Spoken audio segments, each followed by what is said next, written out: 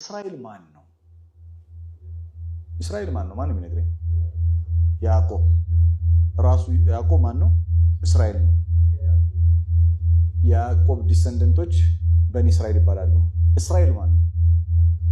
ያዕቆብ።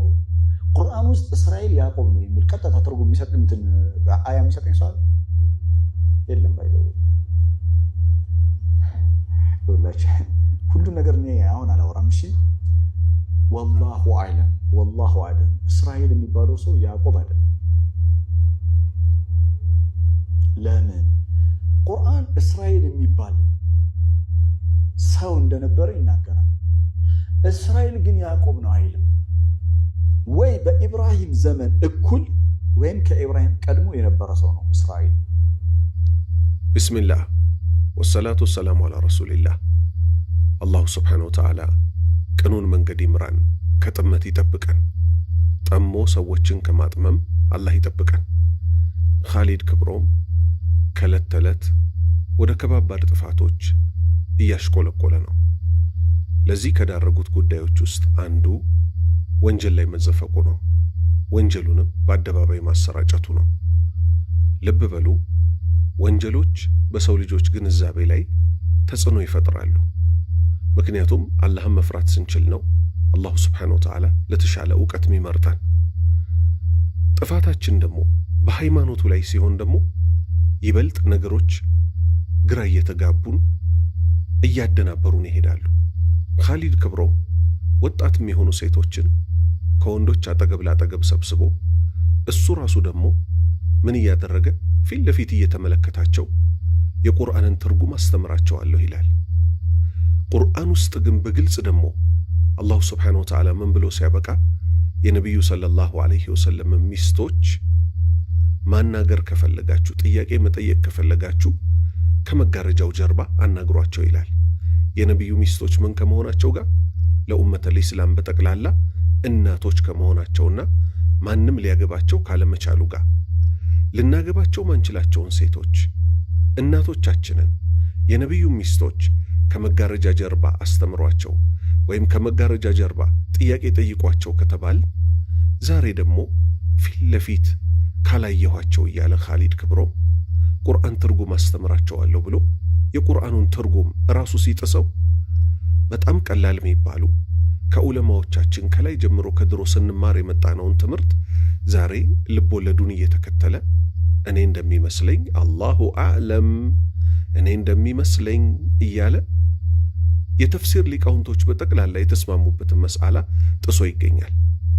ልብ በሉ እንግዲህ እዚህ ጋር ከልብ ወለዱ ተነስቶ ምን እያለ ነው? ያዕቆብ ማለት እስራኤል ማለት አይደለም።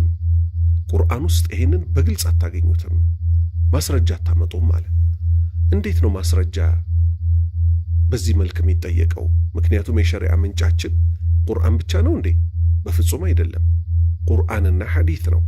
ነቢዩ ሰለላሁ ዐለይሂ ወሰለም ይሄን አስመልክቶ ምን አሉ? ኡቲቱል ቁርአን ወሚስለሁ መዓ፣ ቁርአንንና አምሳያውን እኮ አብሬ ተሰጥቻለሁ አሉ። ሁለተኛ አላህ ራሱ ደግሞ ምን አለ? ወአንዘልና ኢለይከ ዚክር፣ ነቢያችን ሆይ በአንተ ላይ እኮ ቁርአንን አወረድንብህ ሊቱበይነ ሊናስ፣ ለሰዎች ልታብራራላቸው ማኑዚለ ኢለይሂም፣ ወደ እነሱ የተወረደላቸውን። ስለዚህ ነቢያችን ሰለላሁ ዐለይሂ ወሰለም ያዕቆብ ማለት እስራኤል እንደሆነ በሐዲታቸው አብራርተዋል። ስለዚህ ከዚህ ምን እንይዛለን? አጠያየቅህ ራሱ የሃይማኖት ዕውቀት በጣም ገና እንደሆንክ፣ ገና በሆንክባቸው ጉዳዮች ደግሞ ባትዳፈር፣ መዳፈርህ ደግሞ አንተን ለጥፋት ይዳርግሃል። ለዛ ነው እኮ ከቁርአን ላይ ልታመጡልኝ አትችሉም አልክ። ከቁርአን ብቻ ነው እንዴ ማስረጃችን? የታላቁ ነቢይ የነቢያት ሁሉ መደምደሚያ የነቢዩ ሙሐመድ ሰለላሁ ዐለይሂ ወሰለም አስተምሮትን የጥለኸው ነው። ስለዚህ ልብ በል፣ ቁርአን በቁርአን አንቀጽ ይተረጎማል። ቁርአን በሌላ የነቢዩ ሐዲት ይተረጎማል። ሐዲት በሌላ የነቢዩ ሐዲት ይተረጎማል። ሐዲት በሌላ የቁርአን አንቀጽ ይተረጎማል። ቀጠልክና ምን አልክ? እኔ እንደሚመስለኝ ኢብራሂም ዓለይሂ ሰላም ዘመን የኖረ ሰው ነው ያዕቆብ ማለት፣ ወይንም ደግሞ ከሱ በፊት የኖረ ነው አልክ። እስቲ ማስረጃህን ጀባ በለን። ያው ያለ ማስረጃ ሃይማኖት መናገር አይቻልም አይደለ? ስለዚህ እኛ የምንፈልገው ያንተን የግል አስተሳሰብ ሳይሆን ሐቁን ብቻ መስማት ነው። ስለዚህ አላህ ባሪያዎች ከዚህ ምን እንይዛለን? ዕውቀት ከደምና ከስጋችን በላይ ነው። ኢብን ሲሪን እንዳሉት ይህ ዕውቀት ማለት እኮ ሃይማኖት ነው። ዕውቀታችሁን ከማን እንደምትይዙ እወቁ ይላሉ። ማን? ኢብን ሲሪን ታላቁ ታቢዒ። ስለዚህ አላህ ባሪያዎች ሆይ አሳሳሾች በዝተዋል፣ ተጠንቀቁ፣ ተጠንቀቁ። እሱ ጋር እየሄዳችሁ ወንድና ሴት ተቀላቅላችሁ የምትማሩ ሰዎች አላህን ልትፈሩ ይገባል።